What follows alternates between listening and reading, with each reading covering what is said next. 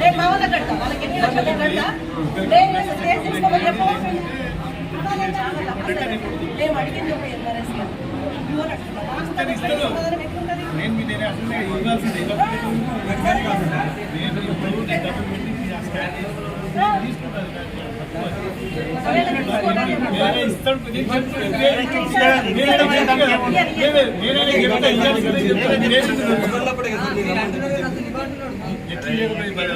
అయ్యేటప్పుడే sir madam బయటకు వచ్చింది.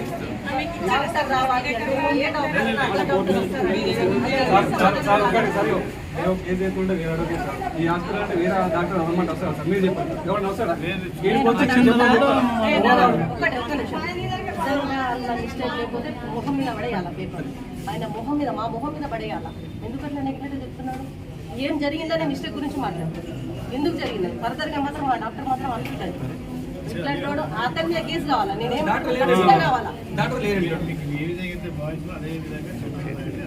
ఖచ్చితంగా సార్ అది తప్పు అట్లా 3 years డాక్టర్ కోర్స్ నేర్చుకోగానే ఏకంగా స్పైన్ ఆపరేషన్ చేసేస్తాడా? మనందరికి ఫ్యామిలీ ఉంటుంది వాళ్ళ ఫ్యామిలీ వరకు ఇప్పుడు మేము బాగా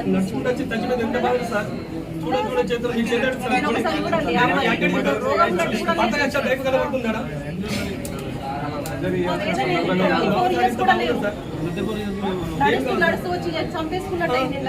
అసలు వాళ్ళ భర్త బుద్ధి లేదు అసలు నాకు అర్థం కాదు. ఎక్కడున్నాడు అసలు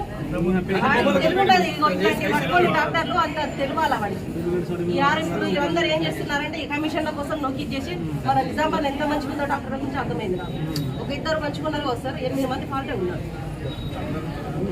నేనందరు నాన్నను ఇద్దరు దేవుడులాగా ప్రాణం చేసుకుంటున్నారు. దేవుడు ఇప్పుడు జరిగింది అవునా కదా నేను మాట్లాడలేను అసలు